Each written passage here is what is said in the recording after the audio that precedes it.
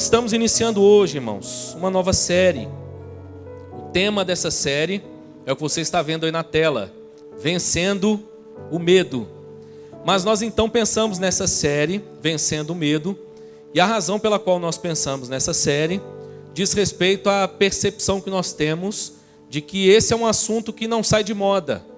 Esse é um assunto que não perde, digamos assim, a atualidade e o interesse das pessoas. Nós, inclusive, talvez estejamos vivendo do ano passado para cá um período de, para algumas pessoas, medos diferentes. Sempre que há transição política, sempre que há período eleitoral no nosso país, a gente percebe uma tensão muito grande. O mercado, por exemplo, sente muito. E a gente percebe como que isso afeta também as pessoas. E diante de circunstâncias assim, como por exemplo foi a pandemia em 2020, e tantas outras circunstâncias pessoais que nós enfrentamos, é muito importante que nós nos lembremos e aprendamos novamente acerca dessa temática. Hoje eu estou trazendo algo diferente. Eu trouxe uma apresentação, você vai acompanhar aqui comigo. Eu vou mais ou menos me deslocando à medida que eu perceber que eu possa estar atrapalhando para você fazer a leitura. Mas eu queria começar então dizendo o seguinte, que o medo é uma das experiências universais da raça humana. Todos sentimos medo em certa medida, mas a realidade é que todos nós lidamos, seja numa medida menor ou numa grande medida, com o medo. Essa é uma realidade comum à experiência humana. O que eu quis destacar aqui também? Que na verdade nós somos codificados de maneira a nos protegermos através dos nossos medos. Deus nos fez dessa forma. O medo, na verdade, não é de todo mal. Nós não podemos demonizar essa ideia do medo, porque ele também tem um lado positivo. Ele nos auxilia, ele também nos priva ou nos protege daquilo que nos ameaça. O medo é um mecanismo de defesa que Deus nos deu. Só que o problema é que o medo desregrado pode nos prejudicar. E isso pode nos levar, inclusive, à autossabotagem. Nós, por causa da realidade caída, experimentamos essa realidade de um medo desproporcional, de um medo desregulado. E precisamos, então, lidar com essa realidade. Os psiquiatras, inclusive, eles pressupõem que o ser humano, ele nasce com apenas dois medos: o medo de cair e o medo de barulhos altos. Segundo alguns psiquiatras, esses seriam os medos primitivos. Então todo bebê nasce com medo de cair. Você que tem uma criança de colo, como eu tenho, você já percebeu como que a criança reage dependendo do movimento que você faz.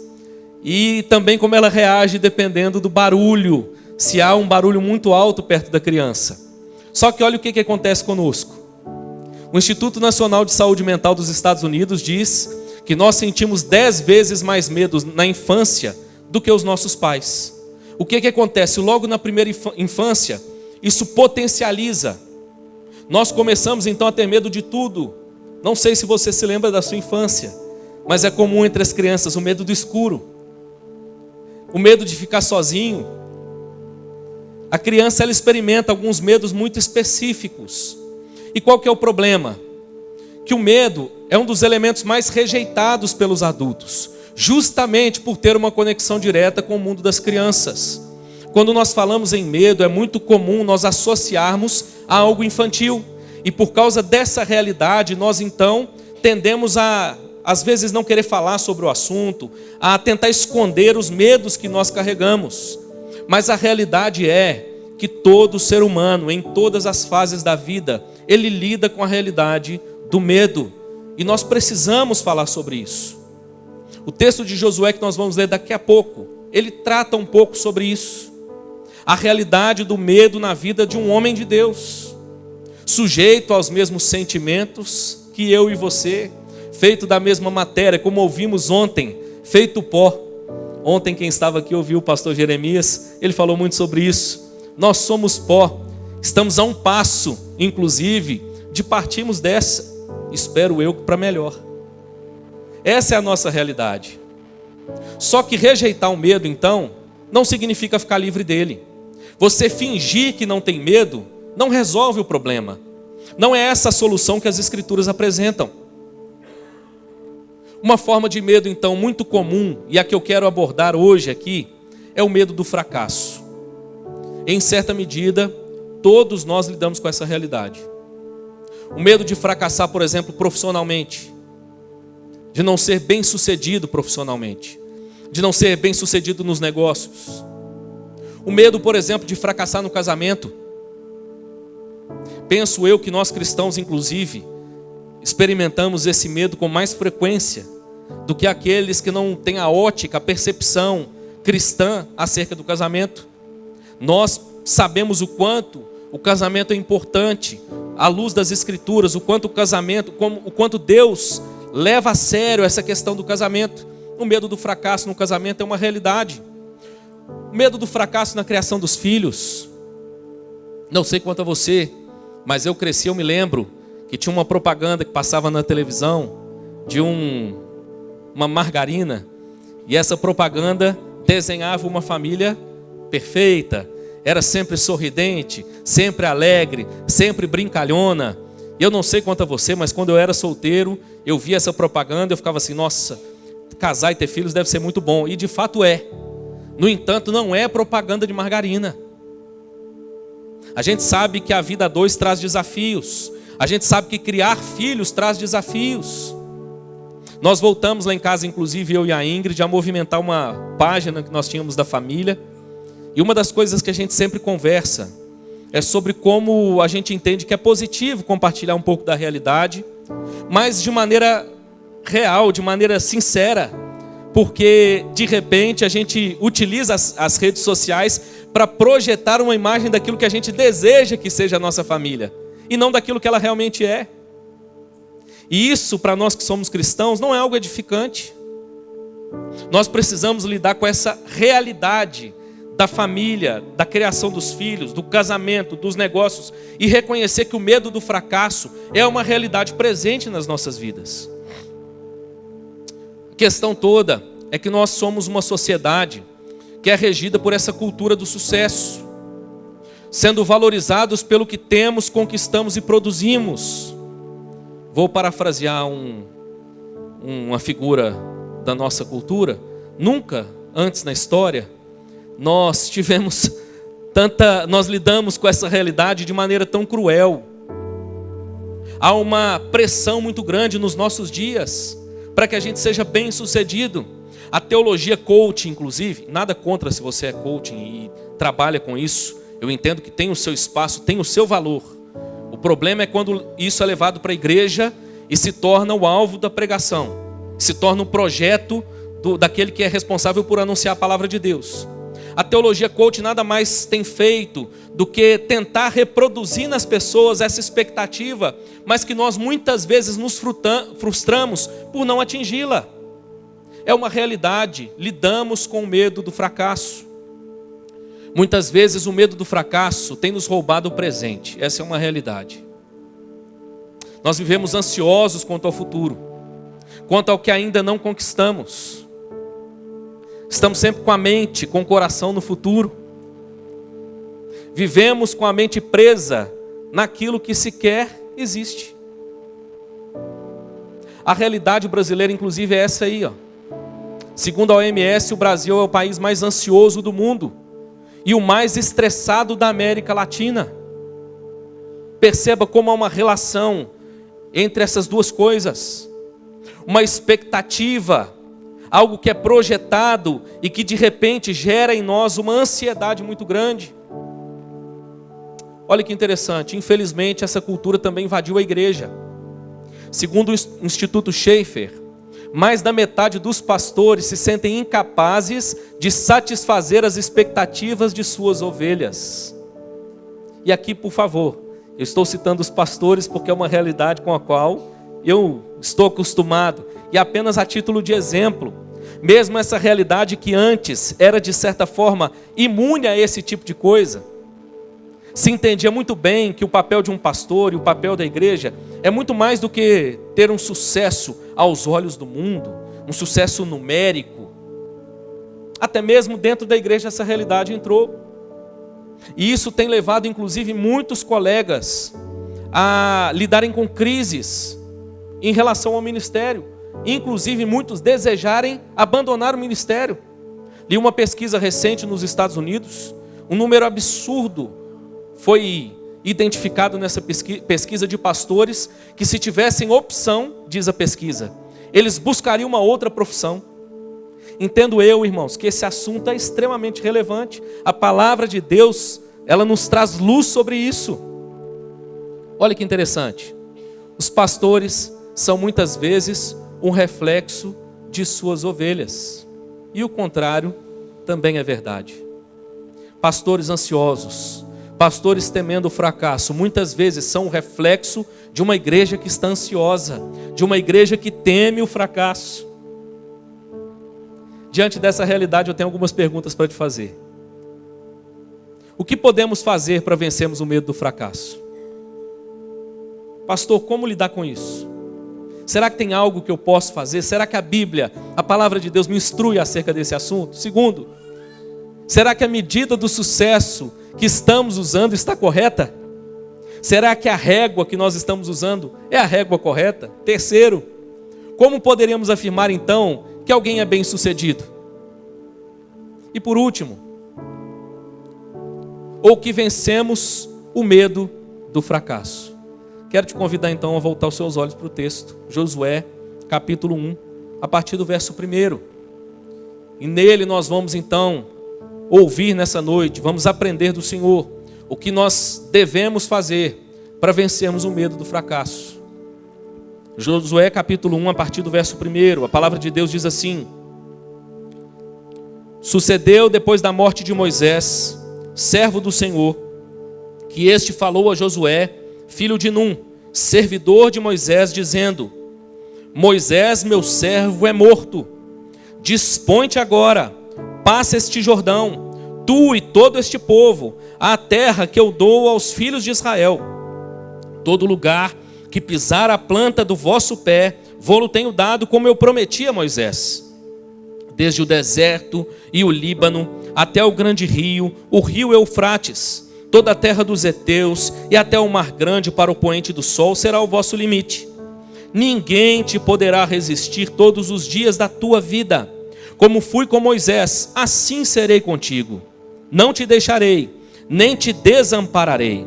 Sê forte e corajoso, porque tu farás este povo herdar a terra que sob juramento prometi dar a seus pais. Tão somente sê forte e muito corajoso, para teres o cuidado de fazer segundo toda a lei que meu servo Moisés te ordenou. Dela não te desvies nem para a direita nem para a esquerda, para que sejas bem-sucedido por onde quer que andares. Não cesses de falar deste livro da lei. Antes, medita nele dia e noite, para que tenhas cuidado de fazer segundo tudo quanto nele está escrito. Então farás prosperar o teu caminho e serás bem-sucedido. Não te mandei eu? Sê forte e corajoso. Não temas, nem te espantes, porque o Senhor teu Deus é contigo por onde quer que andares. Irmãos, esse texto é muito belo, o texto é riquíssimo, e eu pretendo ser muito objetivo mesmo nessa noite.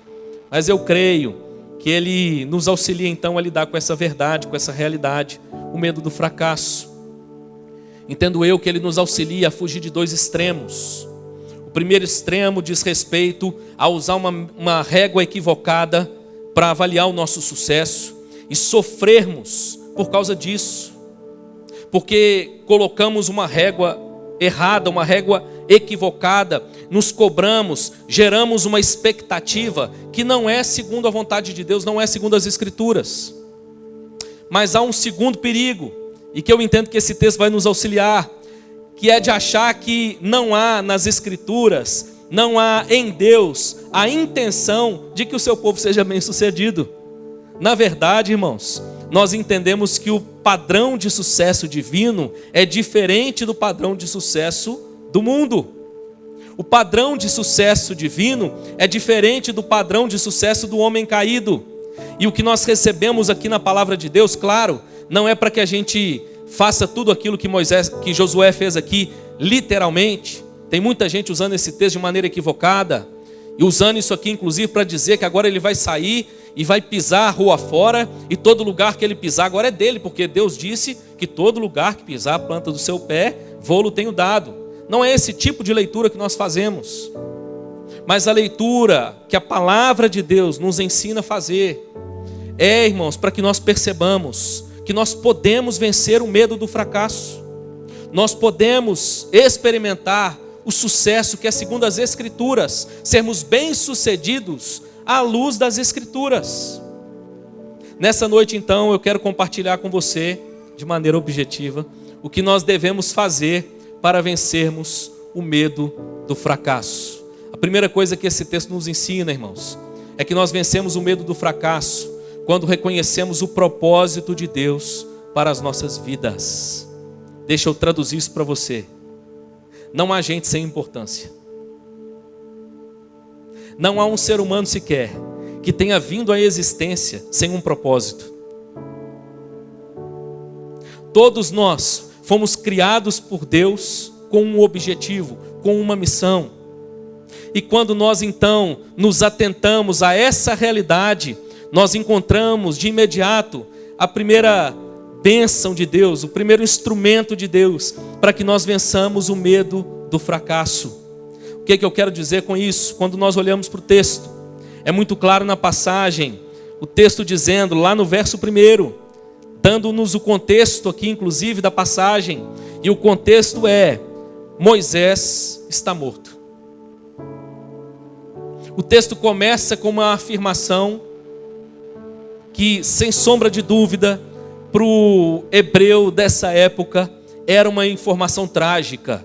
Aquele que Deus levantou para tirar o povo do Egito, aquele que Deus usou para abrir o mar e o povo atravessar a pés enxutos, aquele que Deus usou para que da rocha saísse água, aquele que Deus usou para que o maná fosse derramado e o povo fosse sustentado por 40 anos no deserto, aquele que Deus usou para que a sua palavra, a sua lei fosse transmitida ao seu povo, aquele que Deus usou de maneira tão bela, tão poderosa, aquele que Deus usou de tal maneira que diz as Escrituras que o seu rosto resplandecia, a face de Moisés brilhava e isso gerava nas pessoas certo encantamento. Aquele que Deus usou de maneira tão especial havia morrido. E agora uma grande missão havia sido transferida a Josué. Precisamos nos lembrar de alguns detalhes. O primeiro deles, Josué já não era um menino. Josué tinha aqui 85 anos. Precisamos nos lembrar de alguns detalhes. Josué foi um homem que nasceu na escravidão egípcia. É muito comum na nossa cultura, né? As pessoas, à medida que alcançam algum sucesso, elas dizem assim: porque eu olho para trás, eu lembro de onde eu vim, né? E muitas vezes lembrando a uma origem humilde, a uma origem de dificuldade. Josué era alguém assim. Josué nasceu no cativeiro. Josué nasceu escravo no Egito. E é muito interessante perceber que, inclusive, no livro aqui de Josué, o termo escravo vai ser utilizado, o termo servo e escravo, vai ser utilizado para se referir a ele diversas vezes. Mas agora apontando não para o servo do Egito, não para o escravo do Egito, mas para o servo de Deus. Aqui agora como um título de alguém que é servo de um rei. Josué então é esse homem que nasceu nesse contexto. E preste atenção, Moisés, o grande legislador de Israel, havia falecido, irmãos. E como diz Matthew Henry, olha que interessante, Josué era humilde e modesto aos seus próprios olhos. Ele não desconfiava de Deus e do seu poder e promessa, mas desconfiava de si mesmo e da sua própria sabedoria e força e suficiência para o trabalho, especialmente substituindo um homem tão notável como Moisés. Por isso, Deus repete essas palavras com tanta frequência: esforça-te e tem bom ânimo, que a compreensão das tuas próprias fraquezas não te desanime. Deus é totalmente suficiente.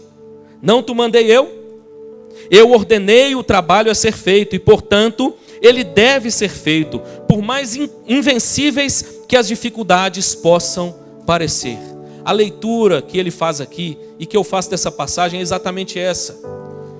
O texto mostra Deus encorajando Josué por 3 vezes. E o que Deus diz a Josué por 3 vezes é: seja forte e corajoso. 2 possibilidades. A mais provável é que Josué estava com medo. Josué temia o tamanho do desafio, como diz Matthew Henry. Olhando para si, olhando para os seus próprios recursos e olhando para Moisés e comparando talvez a sua vida. A segunda possibilidade é que esse encorajamento era justamente para que ele não perdesse de vista ao longo da jornada aquele que o havia chamado e comissionado. Que ele não esmorecesse ao longo da jornada. Fato é que o texto trata acerca do medo. E o texto mostra que Deus é aquele que nos encoraja. E como é que é esse encorajamento? Esse encorajamento é dizendo para Josué o seguinte: olha, há um propósito específico que eu vou realizar na sua vida. Fui eu que te chamei, fui eu que te ordenei, e sou eu que vou cumprir esse propósito. Irmãos, como é libertador ouvir isso. Nós temos que fugir a essa tendência muito comum, inclusive nos nossos dias, a comparação. O problema do medo do fracasso é que muitas vezes nós vivemos nos comparando aos outros. A gente abre a rede social e vê a maneira como o outro está progredindo, se é que está. Porque o que tem de maquiagem em rede social, mas de repente a gente olha e pensa: puxa vida, olha como ele está tendo sucesso. Eu fiquei para trás. E de repente, sem perceber, o nosso coração vai se endurecendo, vai se entristecendo. Meu irmão, a vitória sobre o medo do fracasso começa com o reconhecimento de que Deus tem um propósito específico para cada um de nós. E deixa eu te dizer uma outra grande verdade. Muitas vezes, para a maioria de nós, esse propósito vai se cumprir no anonimato. Talvez o nosso nome não seja grande, talvez o nosso nome não seja exaltado, mas olha, deixa eu te dizer uma coisa. O Senhor está dizendo para Josué: Moisés é morto, mas diante daquele que morreu, lembre-se que há aquele que vive. Confie naquele que vive. Confie naquele que é poderoso para realizar os seus propósitos na sua vida. Acho tão bonito, irmãos, uma frase, aliás, 2 frases de Chesterton. A primeira delas, falando sobre família. Ele diz que a coisa mais extraordinária do mundo é um homem comum, uma mulher comum e seus filhos comuns. Talvez o nosso problema esteja na idealização. Nós idealizamos demais e deixamos de viver a vida como ela é. Deixamos de experimentar a alegria nas coisas simples, cotidianas da vida. Olha que bonito, o que Chesterton ainda diz? Vou chegar para o lado para ler essa aqui. Mas talvez Deus seja forte o suficiente para exultar na monotonia. É possível que Deus todas as manhãs diga ao sol: vamos de novo. E todas as noites à lua: vamos de novo. Talvez não seja uma necessidade automática que torna todas as margaridas iguais. Pode ser que Deus crie todas as margaridas separadamente, mas nunca se canse de criá-las. Que bonito, irmãos. O Deus que celebra o comum. Deixa eu te dizer uma verdade. Nós vencemos o medo do fracasso quando nós aprendemos com o nosso Deus a celebrar o comum, a celebrar aquilo que Deus nos chamou para ser e fazer, ainda que seja em meio ao comum. Há um propósito de Deus para cada um de nós. Nós vencemos o medo do fracasso quando nós nos lembramos dessa verdade. Segundo lugar, nós vencemos o medo do fracasso quando nós nos sujeitamos à vontade de Deus para a nossa vida. Quando nós reconhecemos que estamos diante de um Deus com propósito e que tem uma vontade muito clara, muito específica. Quando nós olhamos para essa passagem, depois de ouvirmos acerca dessa realidade, Moisés está morto. Mas você, Josué, se disponha, porque eu o chamei, porque eu o capacitarei, porque eu o farei herdar a terra. Agora o Senhor então diz para ele o seguinte no verso 3: todo lugar que pisar a planta do vosso pé, vô-lo tenho dado, como eu prometi a Moisés. Perceba uma coisa, ao contrário do que alguns movimentos têm feito, tirando essa passagem de contexto, li certa vez, por exemplo, de uma igreja, que em um ato profético, saiu pelas ruas do bairro, marchando e declarando que aquele bairro seria da igreja. Não é sobre isso que o texto está falando, irmãos. Mas o que eu quero chamar a sua atenção é, para que a gente perceba que a vontade de Deus, ela é delimitada, ela é clara, ela é revelada. No caso de Josué, olha o que o texto diz, verso 4. Josué, você pode pisar, porque no lugar que você pisar, eu te dei. Mas deixa eu te falar onde que você pode pisar. Não é para você sair pisando em qualquer lugar, não. Verso 4.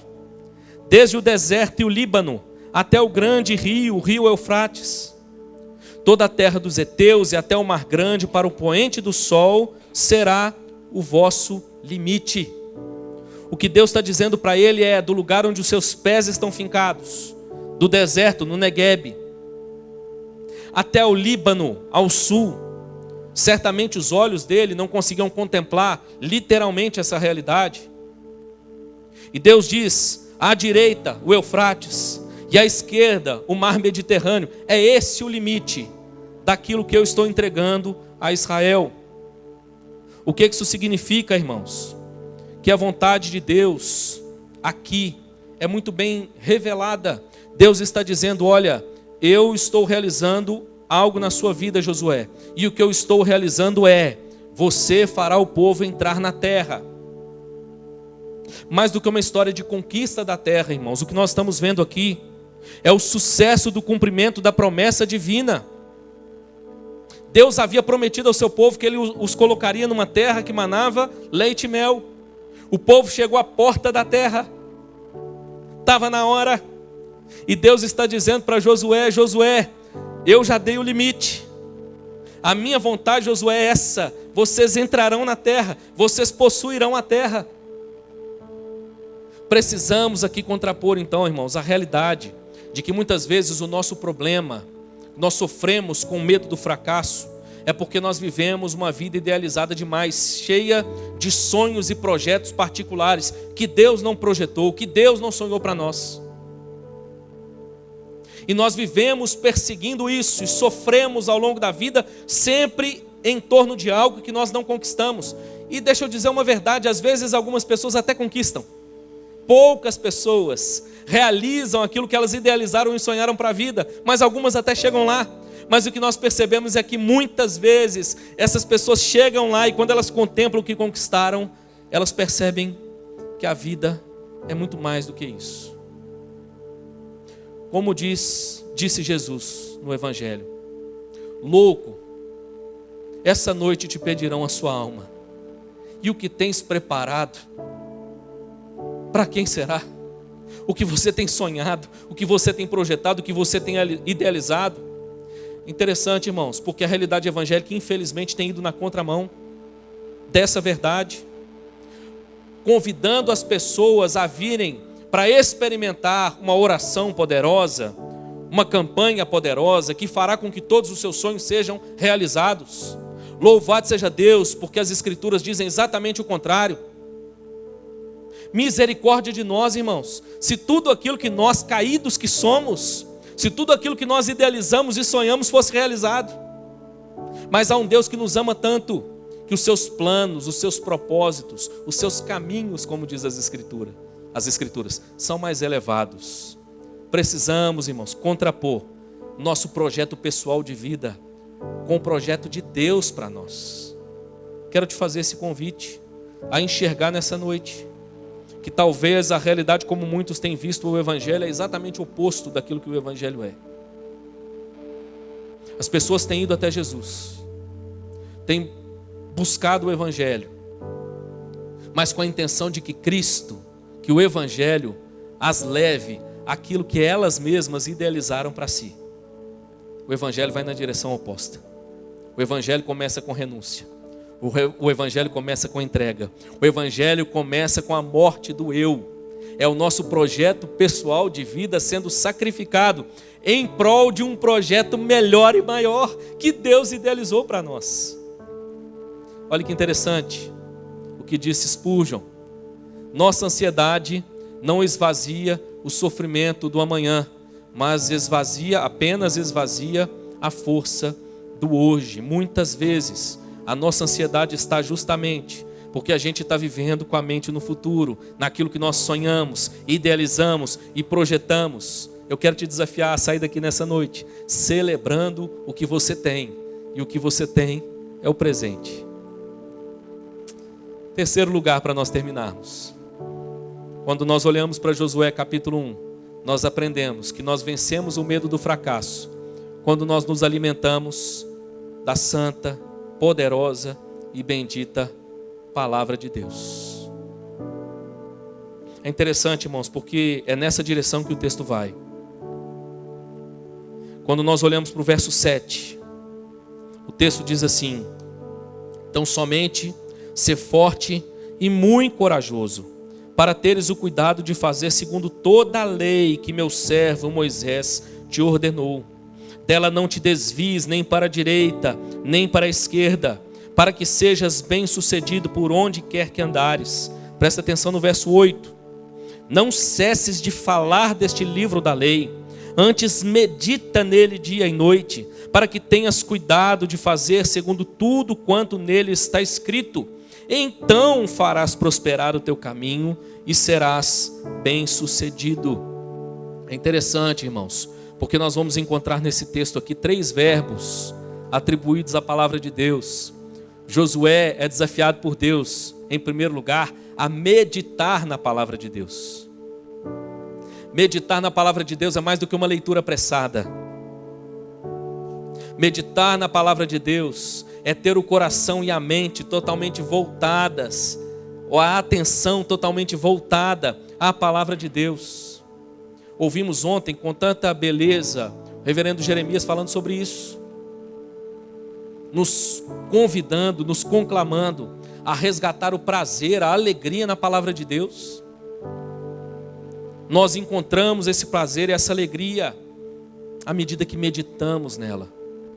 Como diz o Salmo 19, nos mostrando que a palavra de Deus, ela restaura a alma, ela traz alegria para o coração, ela concede sabedoria aos simples. Mas aqui não para na meditação. Ele diz que ele devia meditar nessa palavra, meditar na palavra de Deus e falar da palavra de Deus. É interessante que essa é a ordem. Primeiro a palavra alcança o coração, alcança o nosso íntimo, e na medida em que ela encontra guarida no nosso coração, ela se torna um assunto dos nossos lábios. Quando nós falamos demais do nosso projeto pessoal, nós revelamos que na verdade muitas vezes é o nosso projeto pessoal que reina no nosso coração. Mas à medida em que nós entendemos que Deus tem um plano e um propósito mais elevado para nós, e nós nos enchemos dessa verdade, nós então agora compartilhamos acerca dessa verdade. O nosso falar se torna segundo as Escrituras. O nosso falar se torna segundo a palavra de Deus. Mas não para aqui. Ele diz que ele deveria meditar, ele deveria falar e ele deveria fazer. Essa é a ordem natural. Quando a palavra de Deus encontra guarida no nosso coração, ela nos leva a falarmos segundo as Escrituras, mas ela também nos leva a fazer aquilo que é a vontade de Deus revelada na sua palavra. Irmãos, tempos tão difíceis, onde, por exemplo, falar da palavra de Deus já tem sido objeto de ataque em muitos lugares.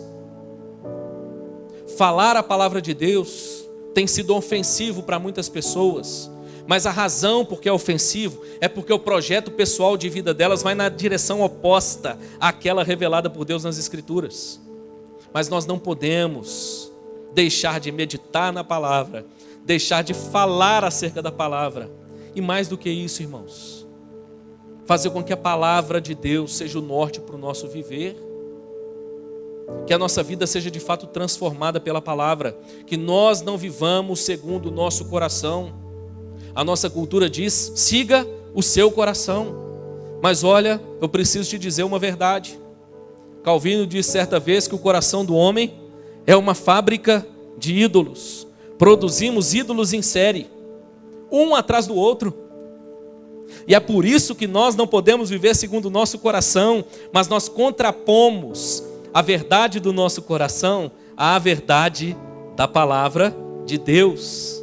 Perceba o que disse também Martinho Lutero: meu pior inimigo está dentro de mim, o meu coração. É ele que nos sabota, é ele que muitas vezes imprime em nós o medo do fracasso, porque ele está cheio de si mesmo e vazio da palavra de Deus. Mas contrapondo a realidade da nossa própria vontade, do nosso próprio coração, nós precisamos nos encher, nós precisamos meditar, nós precisamos falar, nós precisamos fazer aquilo que é segundo a palavra de Deus. Olha o que disse o profeta Jeremias: enganoso é o coração, mais do que todas as coisas, e perverso, quem o conhecerá? Quero concluir com o que acontece a partir daqui. Josué é encorajado por Deus por 3 vezes. E isso é muito importante, porque aponta para essa ênfase divina. Deus enfatiza a Josué: seja forte e corajoso, porque eu farei você e o povo herdar a terra. Seja forte e corajoso, porque eu os conduzirei. Como nós precisamos, irmãos, dar ouvidos àquilo que a palavra de Deus diz a nós, para encorajar a nossa vida. O que acontece depois daqui? Primeiro, nós ouvimos Josué agora a partir do verso 10. Josué começa a dar ordem aos príncipes do povo. Josué começa a organizar a casa. Josué começa a colocar todo mundo em ordem. Ele começa agora a organizar todo mundo para atravessar. E olha que o desafio que começava agora diante dele, o primeiro deles, era simplesmente atravessar o Jordão. E não era simplesmente atravessar um rio com águas baixas, mas esse era o período, inclusive, em que o Jordão estava mais cheio. E Deus então está dizendo a Josué que era para entrar na terra e não havia outro caminho, eles iriam passar pelo Jordão. Essa era a ordenança de Deus. Josué começa a preparar todas as coisas, e quando chega no capítulo 3, verso 5, Josué, de uma maneira muito bela, ele fala acerca daquilo que ele ouviu de Deus.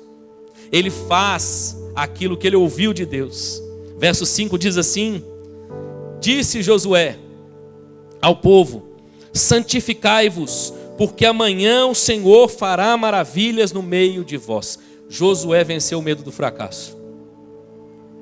Aquele que outrora estava sendo encorajado por Deus, agora está encorajando o povo e dizendo: preparem, chegou a hora, nós vamos atravessar o Jordão, nós vamos herdar a terra, porque o Senhor prometeu, porque o Senhor falou. Olha que bonito, irmãos. E eu quero terminar com uma segunda passagem muito famosa. Lá em Josué, capítulo 24, verso 15. Deixa eu só te explicar de maneira resumida para terminar. Quando nós olhamos para esse livro, do capítulo 1 ao 12, ele vai descrever essa realidade de Josué agora tomando posse da terra. E a partir do 13, agora vem as instruções de Josué ali, já na terra. E inclusive quando chega no capítulo 24, Josué está se despedindo do povo. Deus já realizou na vida de Josué aquilo que ele intentou, aquilo que ele projetou. E o que nós ouvimos Josué agora do lado de cá, depois de ter atravessado o rio, depois de ter herdado a terra junto com o povo, Josué está se despedindo. Aqui estão entre as últimas palavras de Josué. E o que ele diz para o povo é: não percam do coração de vocês a esperança no Deus que tem um propósito para a vida de vocês, no Deus que realiza a sua vontade, no Deus que revelou essa vontade na sua palavra. Quanto a vocês eu não sei, mas eu sigo dizendo que eu e a minha casa serviremos ao Senhor. Uma declaração de fé maravilhosa, irmãos, deixada por Josué, caminhando para o final desse livro. Josué venceu o medo do fracasso. E eu e você também podemos vencê-lo pela graça de Deus. Amém, meu irmão? Lembre-se do Deus que tem um propósito para a sua vida. Olha, e o que Ele vai realizar na sua vida, ninguém mais pode fazer. Lembre-se do Deus que revelou a sua vontade. Descanse e busque conhecer a vontade de Deus e realizar a vontade de Deus. Se para realizar a vontade de Deus tiver que sacrificar algum sonho, não sofra não. A Bíblia diz que os caminhos e os pensamentos do Senhor são mais elevados e melhores que os nossos.